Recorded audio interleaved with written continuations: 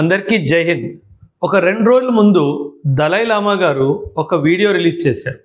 ఈ వీడియోలో తను ఏం చెప్పారంటే, నా తర్వాత రానున్న దలై లామా ఒక ఫ్రీ వరల్డ్లో పుడతారు అని చెప్పారు.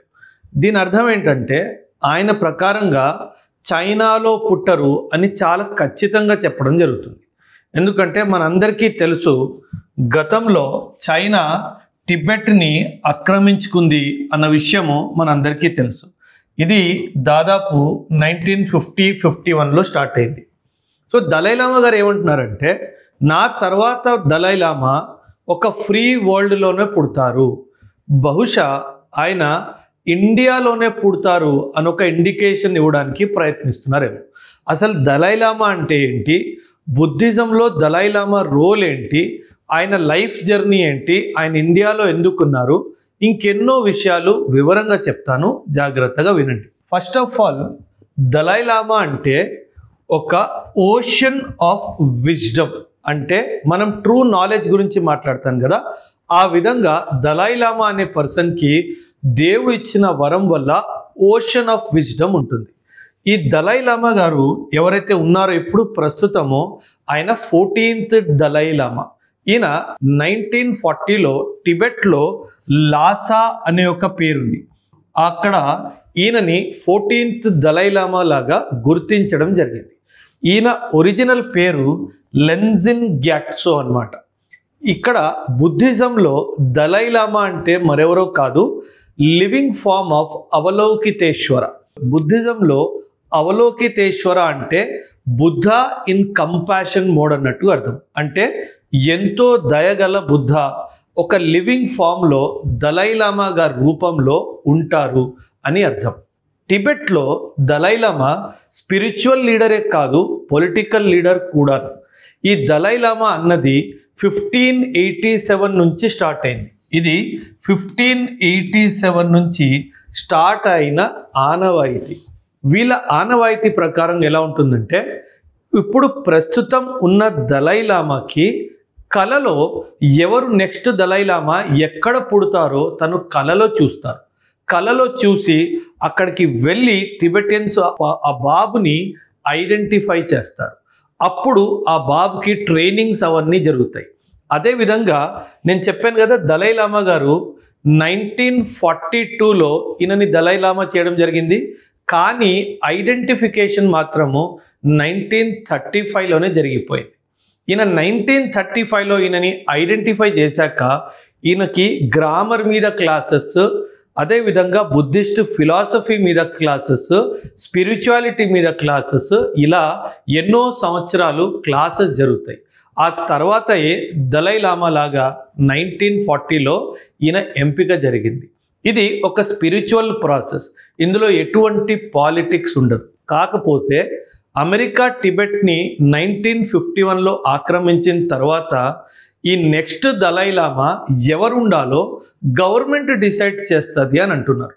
ఈయన ఏమంటారంటే, దలై లామాని డిసైడ్ చేయాల్సింది గవర్నమెంట్ కాదు, ఒక దలై లామాయే ఇంకొక దలై లామాని గుర్తించే అధికారం ఉంది, నేను తప్పితే ఇంకెవరు దీనిని గుర్తించలేరు అని చాలా స్పష్టంగా చెప్పారు. ఈయన 2015లో గార్డెన్ ఫోడ్రాంగ్ అని ఒక ట్రస్ట్ ఏర్పాటు చేశారు. ఈ ట్రస్టే ఒక దలై లామా ఎంపిక చేస్తుంది అని చెప్పారు. ఈయన ఏమంటున్నారంటే, నా successor will be born in a free world. నేను చెప్పే కదా, అంటే తను చైనాలో పుట్టరు అని చాలా స్పష్టంగా చెప్తున్నారు. ఇప్పుడు how the successor is identified, ఏ దేశంలో, ఏ ప్రాంతంలో, ఏ ఇంట్లో, ఏ సమాజంలో ఎక్కడ పుడతారు అన్నది ఆయన కలలో చూసి ఐడెంటిఫై చేసి చెప్తారు. అక్కడికి వెళ్ళి వీళ్ళు కొన్ని ప్రొసీజర్స్ ఫాలో అయ్యి ఆ బాబును ఐడెంటిఫై చేస్తారు. ఆ విధంగానే ఈయన కూడా గతంలో ఐడెంటిఫై అవ్వబడ్డారు. టిబెటన్ బుద్ధిజంలో ముఖ్యంగా 4 స్కూల్స్ ఆఫ్ బుద్ధిజం థాట్స్ ఉన్నాయి. అందులో నిగ్మా ఒకటి, కగ్యూ ఒకటి, సఖ్య ఒకటి, గేలూగ్ ఒకటి. దలై లామా అన్నది గేలూగ్ బుద్ధిజంకి చెందిన ఒక school of thought. So Dalai Lama belongs to the Gelug school of thought అన్నమాట. అంటే ఆయన గేలుగ్ స్కూల్ ఆఫ్ థాట్ నుంచి వస్తున్నారు. అంటే ఈ school of thought basically Tibetan బుద్ధిజంని రిఫార్మ్ చేయాలి అన్న ఉద్దేశంతో ఏర్పడింది. ఇంకో విషయం, హీఈస్ ది 14th దలైలామా, 14వ దలైలామా. ఈయనకు ముందు తుప్టేన్ గ్యాట్సో అని చెప్పి 13వ దలైలామా ఉండేవారు. ఆయన 1933లో మృతి చెందారు. సో ఆయన తర్వాతనే ఈయనని దలైలామా చేశారు. ఓకే, నో అసలు ఈయన మీ అందరూ అడగొచ్చు, ఈయన టిబెటన్ బుద్ధిస్ట్ మాంక్ కదా సార్, మన ఇండియాలో ఎందుకు ఉన్నారు? దీని వెనుక ఒక హిస్టరీ ఉంది. నేను చెప్పే కదా, చైనా వాళ్ళు 1951లో టిబెట్ని ఆక్రమించారు. కాకపోతే ఈ హిస్టరీ 1951 కాదు, కొంచెం వెనక్కి వెళ్దాం. చైనాలో ఒక డైనాసిటీ రూల్ చేసేది. ఆ డైనాసిటీ పేరే షింగ్ డైనాసిటీ, QING. ఈ డైనాసిటీ 1644 నుంచి 1912 వరకు చైనాలో రూల్ చేసేది ఈ డైనాసిటీ.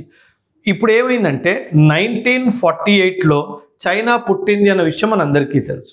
కాకపోతే గతంలో 1717లో మంగోల్స్ టిబెట్ మీద ఆక్రమణ చేశారు.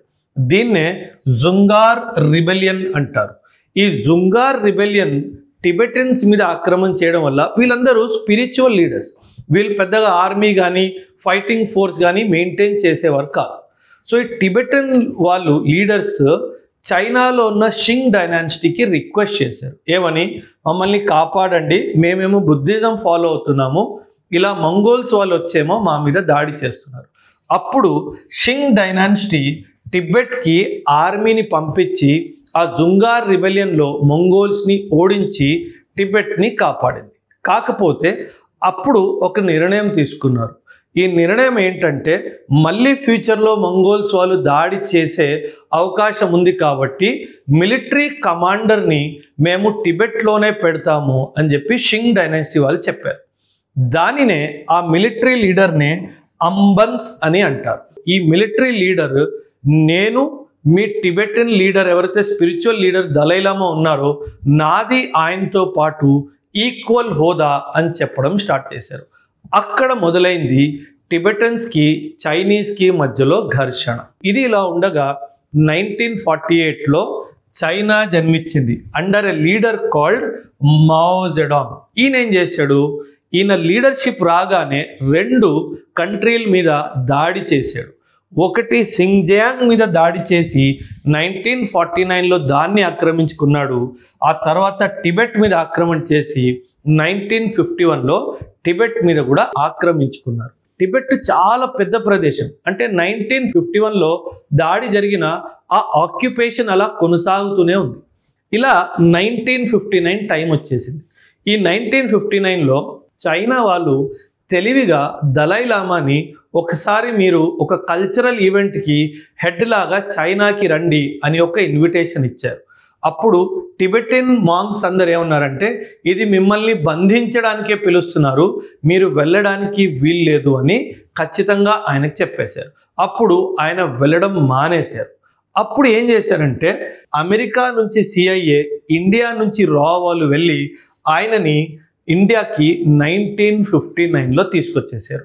అప్పటి నుంచి దలైలామా గారు మన భారతదేశంలోనే ఉన్నారు. ఒక 15 డేస్ ఆయన మౌంటైన్స్లో ఆయనతో పాటు కొంతమంది ఫాలోవర్స్తో పాటు 15 రోజులుగా ఒక సైనికుడి వేషంలో కొండల మధ్యలో నడుచుకుంటూ వచ్చి ఇండియాలో అరుణాచల్ ప్రదేశ్లో తవాంగ్ వ్యాలీ అని ఒక ప్లేస్లో ఆ పాస్ ద్వారా ఆయన ఇండియాకి రావడం జరిగింది. అప్పటి నుంచి ఆయన మన ఇండియాలోనే పొలిటికల్ అసైలం తీసుకుంటున్నారు. పొలిటికల్ అసైలం అంటే పొలిటికల్ రక్షణ. ఇప్పుడు ఎలాగైతే లాస్ట్ ఇయర్ మన దగ్గర బంగ్లాదేశ్ నుంచి షేక్ హసీనా గారు వచ్చారో అదేవిధంగా 1959కే ఇండియాకి రావడం జరిగింది. అప్పటి నుంచి తను మన దగ్గరే ఉన్నారు. ఇప్పుడు ఇది చాలా ఒక ఇంపార్టెంట్ విషయం. మనము ఆపరేషన్ సింధూర్లో ఒక విషయం చూసాం. ఈ విషయం ఏంటంటే, చైనా పాకిస్తాన్ని ఓపెన్గా సపోర్ట్ చేసిన విషయము మనం చూసాం. నా అభిప్రాయం ఏంటంటే, మనం కూడా టిబెటన్ కాజ్ని ఓపెన్గా సపోర్ట్ చేయాలి. యునైటెడ్ నేషన్స్లో కూడా టిబెట్కి ఇండిపెండెన్స్ గురించి మాట్లాడాల్సిన అవసరం ఉంది. మనము టిబెట్ని ఒక ఎంబసీ ఢిల్లీలో ఎస్టాబ్లిష్ చేసి వాళ్ళకి ఒక డిప్లొమాటిక్ రికగ్నిషన్ వచ్చేలా చేయాలి. అప్పుడు కానీ చైనాకి బుద్ధి రాదు. ఇంకోటి, టిబెట్ని మనము చైనాకి వ్యతిరేకంగా ఒక ఫాల్ట్ లైన్, ఒక ఆయుధం లాగా వాడే అవసరం ఎంతో ఉంది. సో ఇదండి టిబెట్కి చెందిన హిస్టరీ, దలైలామాకి చెందిన హిస్టరీ.